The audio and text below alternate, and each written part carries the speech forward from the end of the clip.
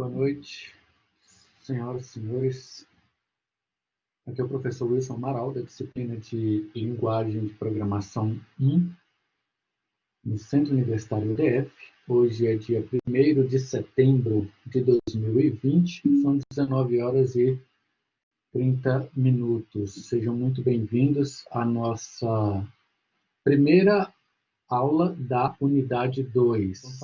Então, vou pedir para vocês abrirem o Blackboard, aí na unidade 2, que é onde a gente começa hoje,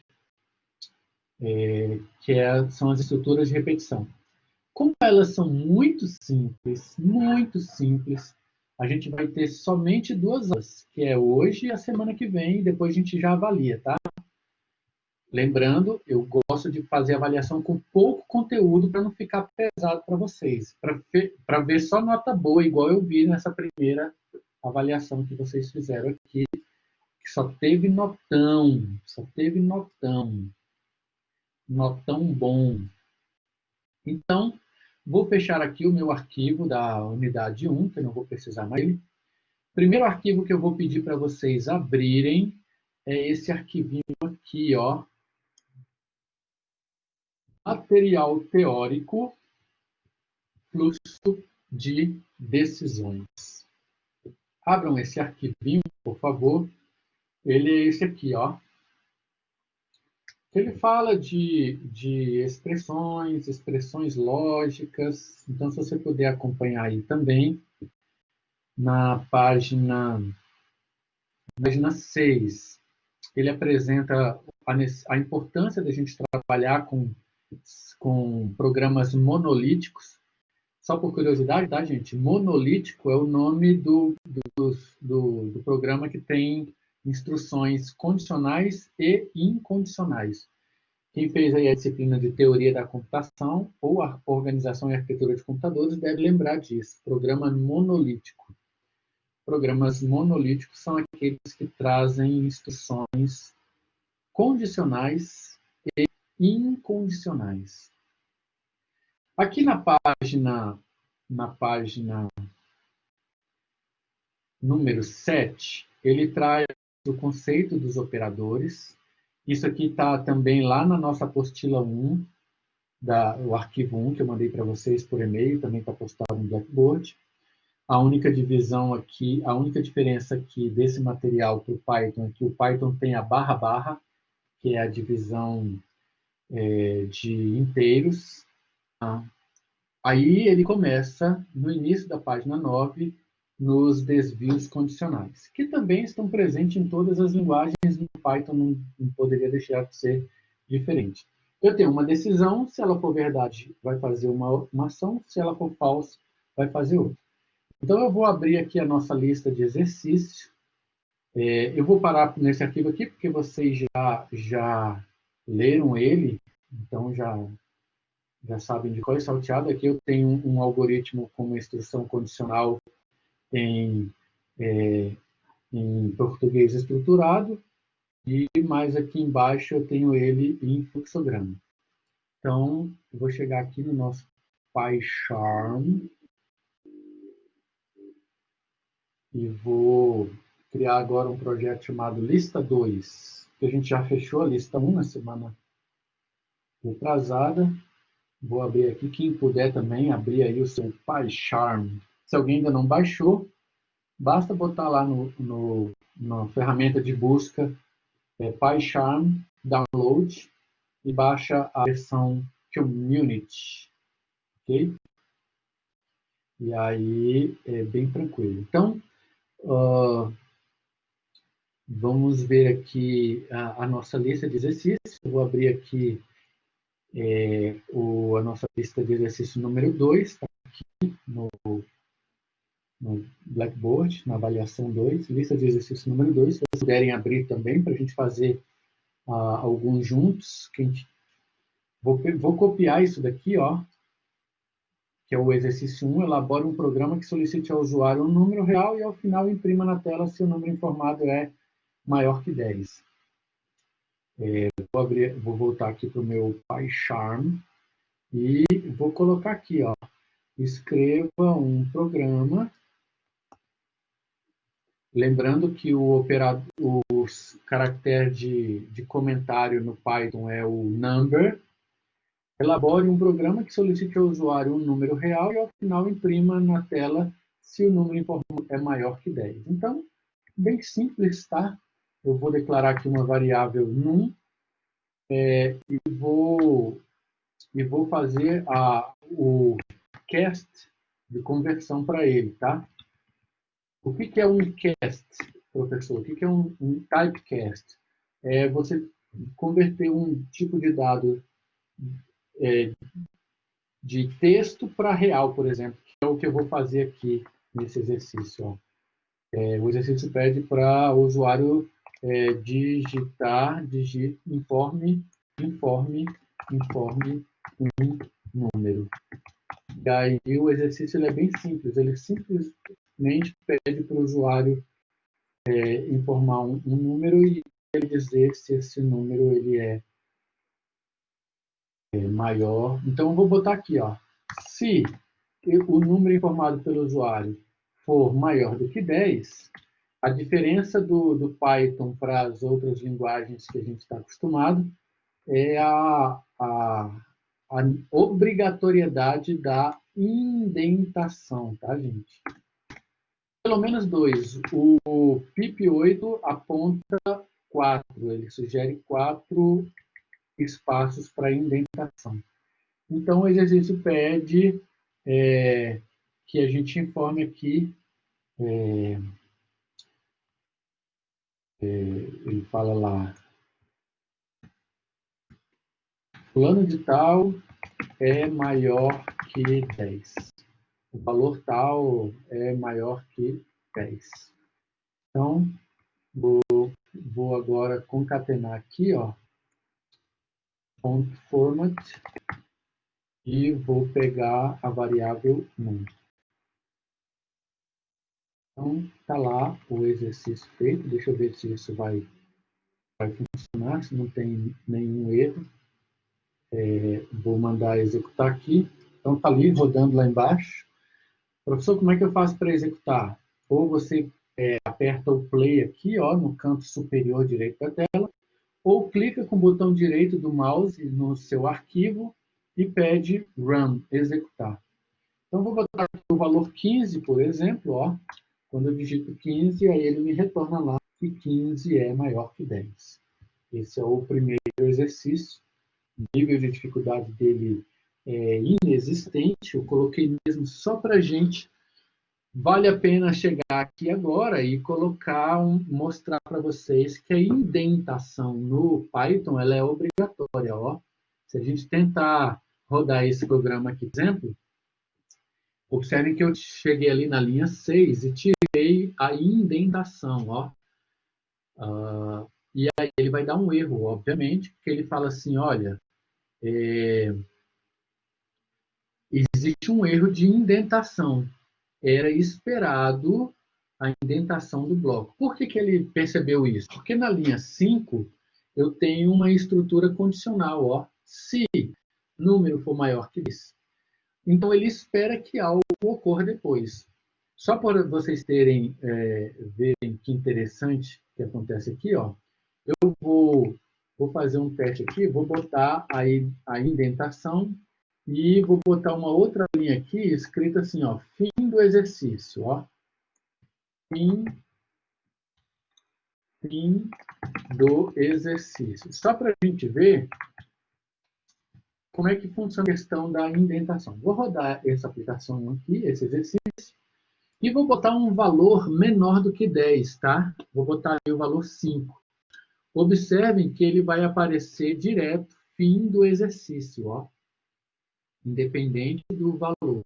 Agora, quando eu rodo e coloco um valor acima de 10, como, por exemplo, o valor 15, observe que, além de imprimir que 15 é maior que 10, ele coloca o texto fim do exercício. Ou seja, a indentação no Python ela não é opcional, como ocorre em outras linguagens. Eu não sei se vocês lembram, por exemplo, lá no C, no Java, a gente tem coisas do tipo assim, ó. Lá no Java, por exemplo, eu tenho algo parecido com isso aqui, ó. Se num for maior do que 10, então o que eu tenho? Eu tenho um operador para abrir o bloco. Aí eu imprimo aqui, ó, maior que 10. Eu imprimo aqui, ó, maior que 10. Mandei imprimir maior que 10, e aí eu fecho o bloco aqui, ó. Essa indentação aqui, ó, ela é opcional lá no C++,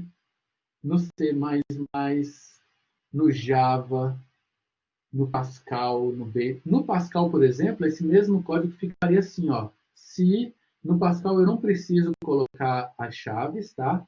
Então, se num for maior do que 10, aí eu coloco o quê? Begin. Ó, Pascal, ó. Begin. Aí eu coloco a indentação se eu quiser ou não. Aí eu coloco maior que 10.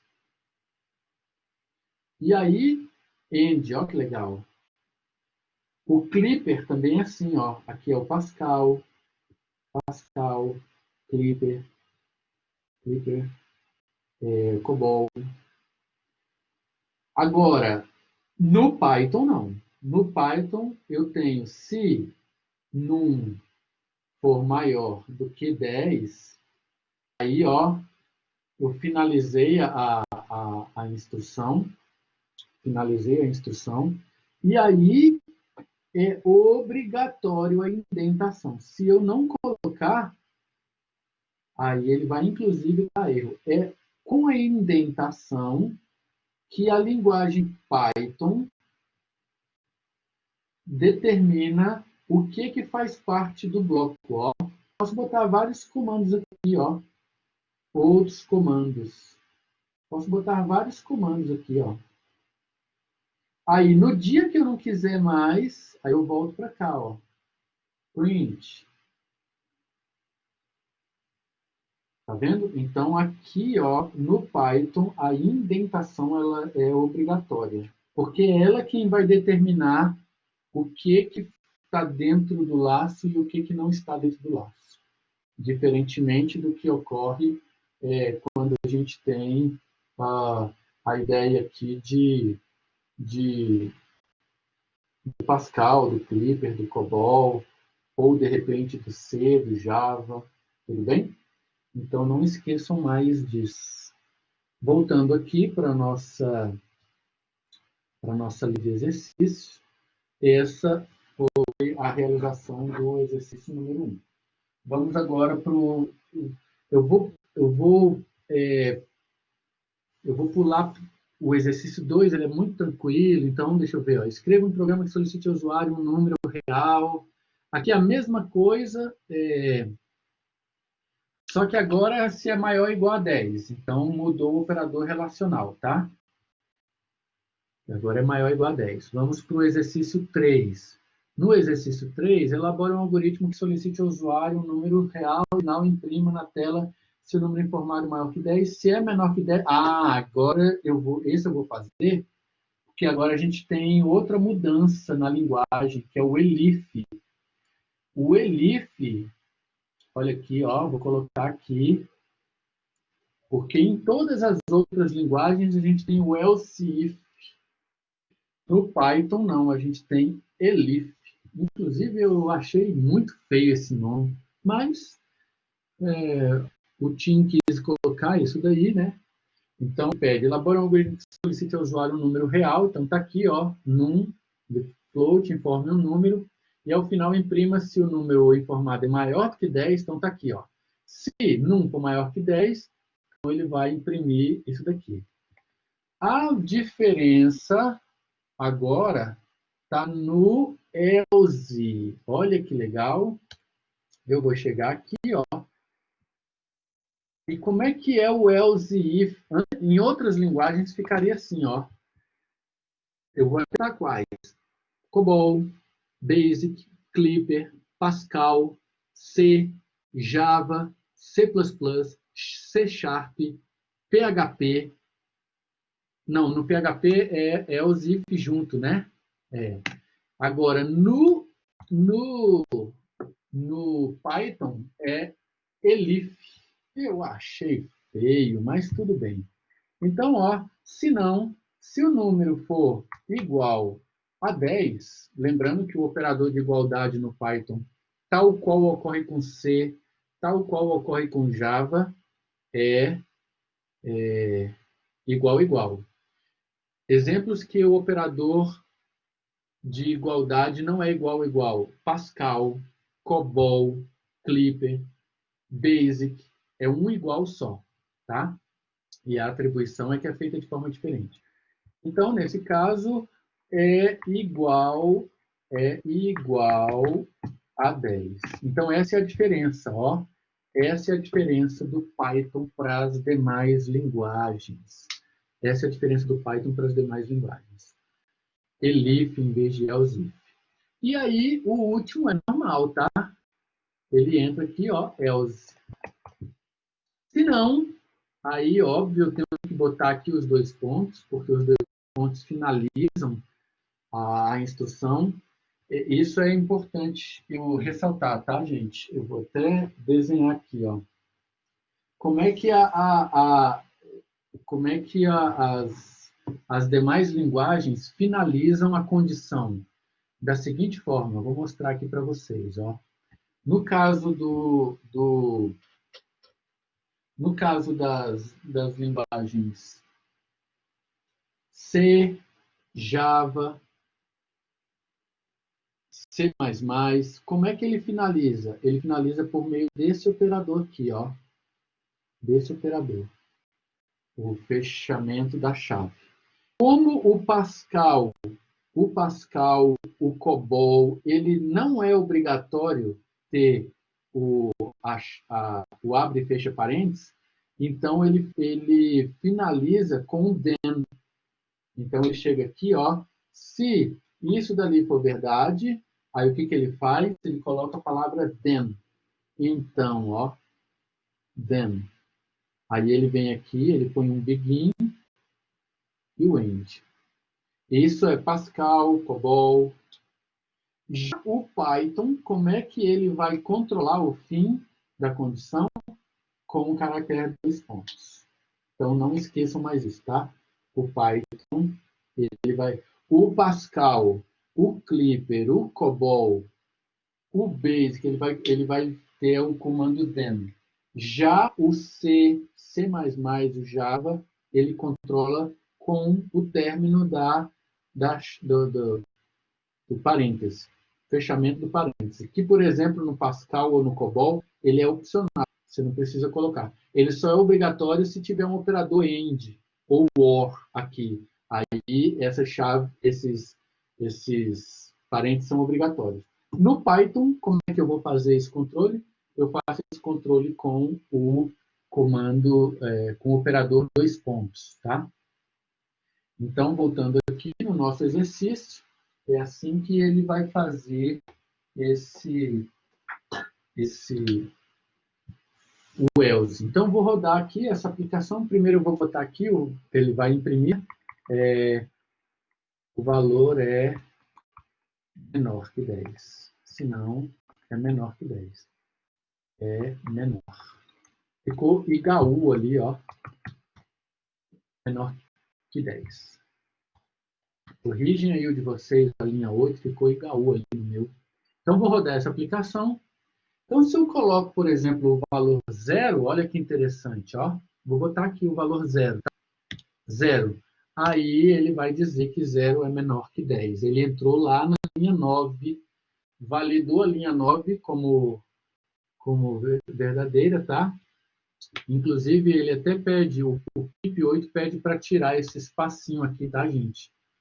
Eu vou seguir as regras. Eu já falei para vocês do PIP8, alguém me diga aí se eu já falei para vocês do PIP8. Falei, né? Sim, falou sim. Falei, né? Ótimo. É o Manual de Boas Práticas de Desenvolvimento do Python. Então, tá aí. Se eu rodar a aplicação e colocar o valor 10, ele vai me dizer que 10 é igual a 10. Então, essa é a diferença. Linha 7, tá? A única linguagem na face da Terra, do planeta Terra, de Vênus, Marte e Mercúrio, que são os 4 rochosos, em todos esses 4 planetas que eu já visitei, a única linguagem que aparece esse tal de Elif é o Python, tá? Em todos esses 4 planetas. Nos outros, todas as outras linguagens tratam ELSE e IF. A exceção é só o PHP, que é junto, mas as outras todas é ELSE e IF. E o Python inventou esse Elif aí, que eu achei esse nome feio. Parece nome de iguana, Elif, né? Então tá. Esse foi o exercício 3. Eu parei aqui nele só porque eu acho que talvez ele valha a pena por conta desse mesmo. Agora o 4 não preciso mais. Elabore um algoritmo que solicite um número real e ao final imprima na tela se é positivo, negativo ou nulo. Isso aqui é bem tranquilo. A gente vai usar o Elif do mesmo jeito, tá? O exercício 5. Elabore um algoritmo que leia um número inteiro e imprima uma das mensagens, é múltiplo de 3 ou não é múltiplo de 3. Esse daqui vocês vão usar o operador de resto da divisão, que está aqui nesse arquivo. Está aqui na nossa avaliação 1. Está aqui na avaliação 1. Ó. Material teórico Python, unidade 1. Então, bem aqui tem o operador de resto da divisão, para a gente saber se um valor ele é múltiplo de outro. Amigos, descobrir se um valor é múltiplo de outro, somente o Ian aí, o Emanuel, que querem entrar para a área de segurança, é uma das operações matemáticas mais requisitadas, tá? Principalmente com números muito grandes. Quando eu estou falando de números muito grandes, eu estou falando de um número com 600 dígitos. É impossível para um computador fatorar um número de 600 dígitos. É impossível. Não, não é que é impossível. Ele vai durar algo em torno de 600 a 1000 anos processando. Por esse motivo, chaves criptográficas com mais de 128 bits utilizam números primos grandes, com mais de 500 dígitos. Só para vocês terem ideia, o último número primo com mais de 500 dígitos descoberto foi numa universidade chamada Yale, nos Estados Unidos. Ele foi vendido por 5 milhões de dólares. Então, se alguém quiser fazer dinheiro fácil aí, basta fazer um programa que gere um número primo grande, muito grande. Esses números são valiosíssimos, principalmente para a área bancária, né? Aquele token que você tem lá do seu banco, ele utiliza uma chave criptográfica que, muito provavelmente, se for um algoritmo como o 10, por exemplo, ele vai, muito provavelmente, trabalhar com números primos exorbitantemente grandes. Então, a cada 5 ou 6 segundos, ele muda a sua chave. Então, essa chave ela tem uma validade de 5 a 6 segundos e isso te garante uma segurança maior para você fazer transações bancárias, tá? Então, esse tipo de cálculo ele é muito... E o Python é uma ótima linguagem para isso. O Python foi desenvolvido dentro do departamento de matemática de uma universidade em Massachusetts, em Boston, nos Estados Unidos. Então, ela é altamente otimizada para cálculos matemáticos. Por esse motivo, muito provavelmente, vocês escolheram Python como linguagem de programação a ser estudado nesse semestre. O exercício 6, refazer o exercício 5, solicitando antes o múltiplo a ser testado. Esse é legal, viu, gente? Não deixem de fazer, tá? Continuando, o exercício 7, desenvolva um algoritmo que classifique um número inteiro fornecido pelo usuário como par ou ímpar. Aí é moleza, né? Basta eu pegar o resto da divisão desse número por 2. Se ele for 0, é porque o número é par. Se for diferente de 0, é porque o número é ímpar. Lembrando que vocês, exatamente essa turma aqui, já fez essa lista de exercício para mim há exatamente um ano. Não sei se vocês lembram disso. Vocês fizeram essa lista para mim, só que vocês fizeram em outra linguagem. Não lembro se foi C, né? O Ian está comigo aí, ó, foi na linguagem C.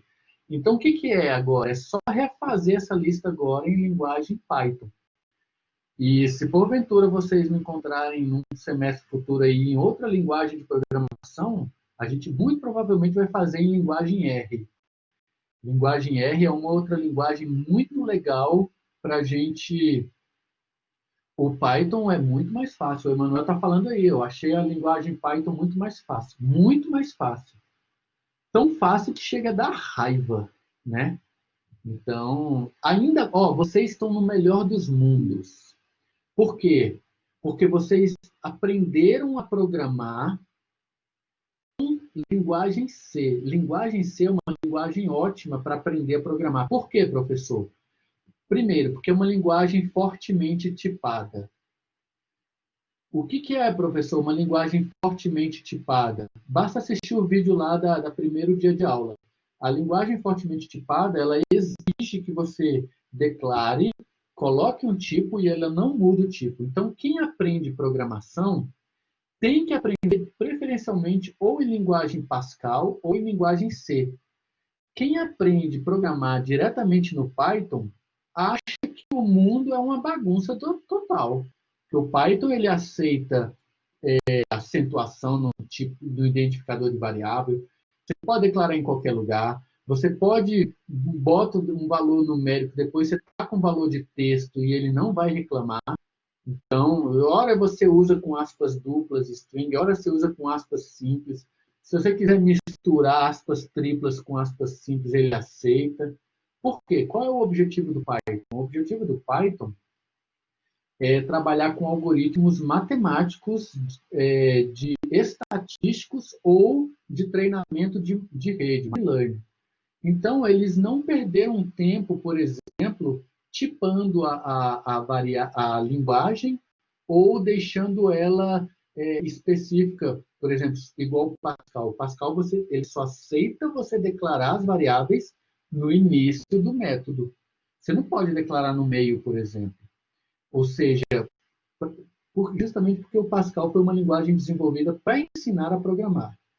Vocês fizeram o melhor dos mundos. Aprenderam numa linguagem que ela tem regras, que foi a linguagem C, e agora que vocês já são desenvolvedores, vocês estão agora passando para o Python. E depois vão para o R, e depois vão para linguagens mais flexíveis. Então, vocês fizeram o caminho correto. O ruim é quando alguém já começa a aprender com Python, que aí acha que pode declarar uma variável numérica e depois tacar texto nela, e aí quando chega numa linguagem igual Java, por exemplo, que é fortemente tipada, que vai tentar fazer isso, o compilador não vai deixar. Então, a gente seguiu o curso correto, excelente. O exercício número 8, ele pede para elaborar um algoritmo que leia um número e, se for maior que 20, imprimir a metade, se for menor, imprimir o dobro. Aqui a gente começa a fazer cálculos matemáticos, está vendo? Ó? Imprimir o quadrado de um número, aí uso aquele operador lá de asterisco, para fazer exponenciação. No exercício 10, o sistema de avaliação determinado, fazer cálculo da média aritmética, se foi aprovado ou não. Olha que legal. Esse exercício, inclusive, ele está resolvido lá no material. O 11, elabora um algoritmo que leia o nome e peso de duas pessoas e imprima o nome da pessoa mais pesada, porque a gente começa a manipular variável do tipo string. Não deixem de fazer esse exercício, por favor. O 12, elabore um algoritmo que indique se um número digitado está compreendido entre 20 e 90, para a gente começar a trabalhar com os operadores lógicos, né? Que é o AND, o OR, o operador e, verdade, falso. Então, a gente começa aí agora no exercício 12 a trabalhar com isso. Então, eu vou fazer essa rapidinho, porque essa talvez seja novidade, só para a gente usar lá o AND, para vocês verem. Então, ó, Por exemplo, informe um número, então eu vou fazer assim, ó, se esse número estiver, ele for maior que 20, né, que o exercício fala, maior que 20 e, olha lá, ó, o operador e esse mesmo número for menor do que, acho que é 90 que o exercício fala, deixa eu ver lá, 90, for menor do que 90, então, olha lá, o operador e, ó, for menor do que 90, então, aí eu vou imprimir, ó, o número está entre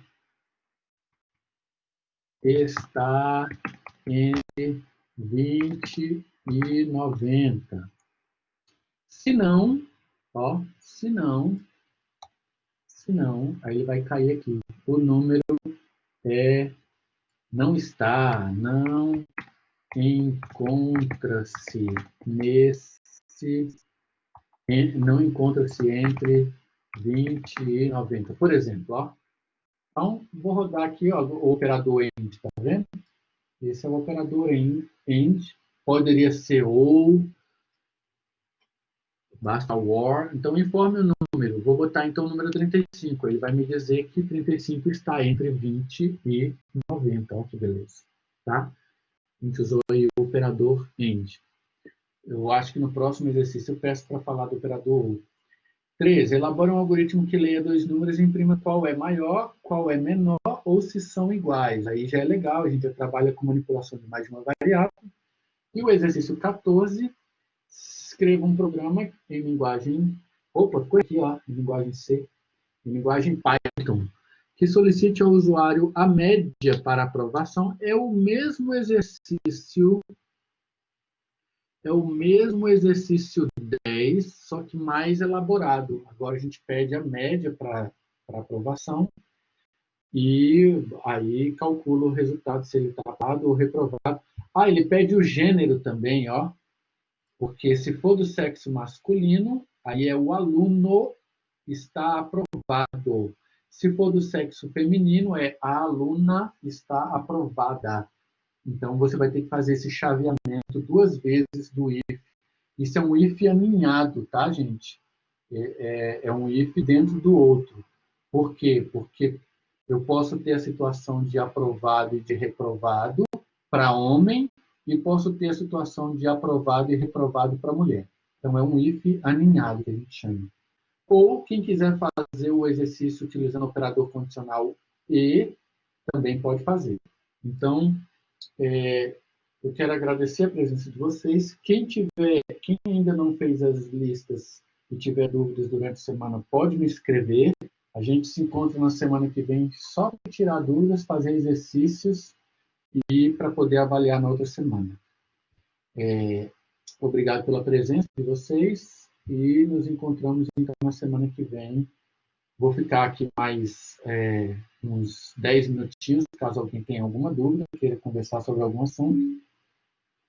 Mas quem não tiver nenhuma dúvida, não queira conversar sobre nenhum assunto, já está liberado. Muito obrigado pela presença e até semana que vem. Boa noite.